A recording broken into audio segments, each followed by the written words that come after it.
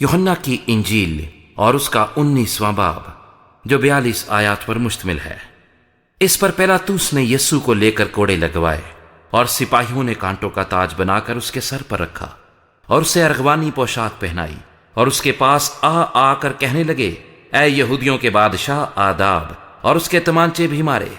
पिलातुस ने फिर बाहर जाकर लोगों से कहा कि देखो, मैं उसे तुम्हारे पास बाहर ले आता हूं ताकि तुम जानो कि मैं उसका कुछ जुर्म नहीं पाता। यीशु कांटों का ताज रखे और अरगवानी पोशाक पहने बाहर आया और पिलातुस ने उनसे कहा, देखो ये आदमी। जब सरदार काहिन और प्यादों ने उसे देखा तो चिल्लाकर कहा, मसलूब कर, मसलूब। पिलातुस ने उनसे कहा, तुम ही इसे ले जाओ और मसलूब करो, क्योंकि मैं इसका कुछ जुर्म नहीं पाता। यहूदियों ने उसे जवाब दिया कि हम अहले शरीयत हैं और शरीयत के माफिक वो कत्ल के लायक है, क्योंकि उसने अपने आप को खुदा का बेटा बनाया।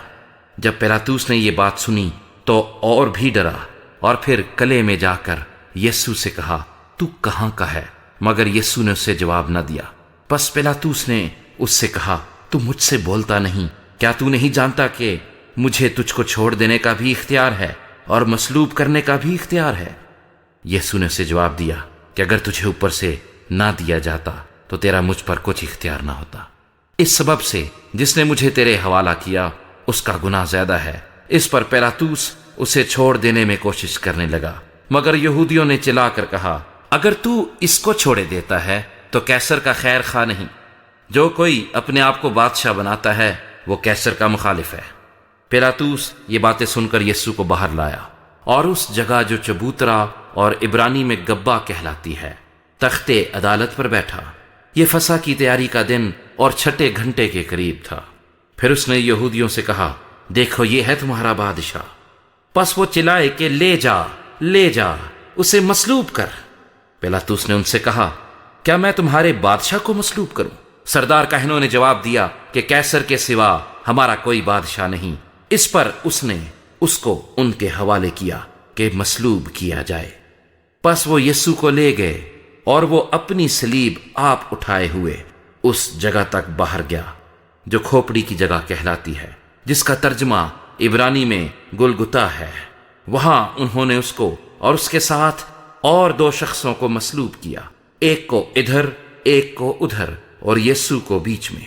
और पिलातुस ने एक किताबा लिख कर सलीब पर लगा दिया। उसमें लिखा था, यीशु नासरी, यहूदियों का बादशाह।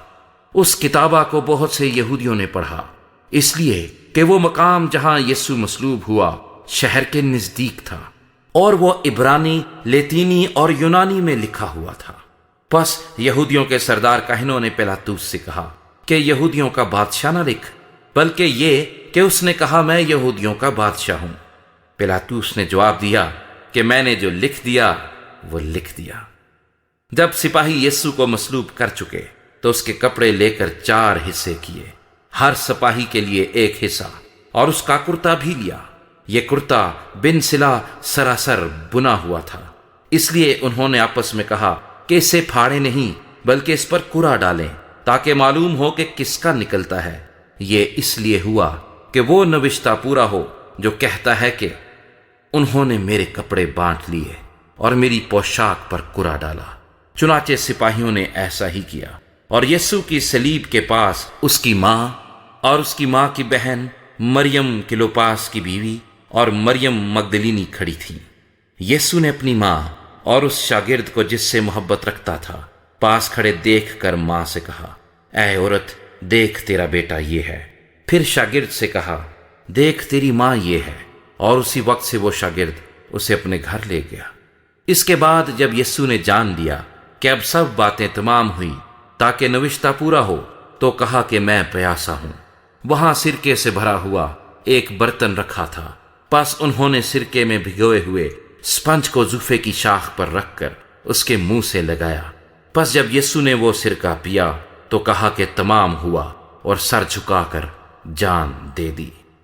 बस चूंकि तैयारी का दिन था, यहूदियों ने पिलातुस से दरखास्त की कि उनकी टांगें तोड़ दी जाएं और लाशें उतार ली जाएं ताकि सबत के दिन सलीब पर न रहें, क्योंकि वो सबत एक खास दिन था پس سپاہیوں نے آ کر پہلے اور دوسرے شخص کی ٹانگیں توڑی جو اس کے ساتھ مصلوب ہوئے تھے، لیکن جب انہوں نے یسوع کے پاس آ کر دیکھا کہ وہ مر چکا ہے تو اس کی ٹانگیں نہ توڑی، مگر ان میں سے ایک سپاہی نے بھالے سے اس کی پسلی چھیدی اور فی الفور اس سے خون اور پانی بہہ نکلا۔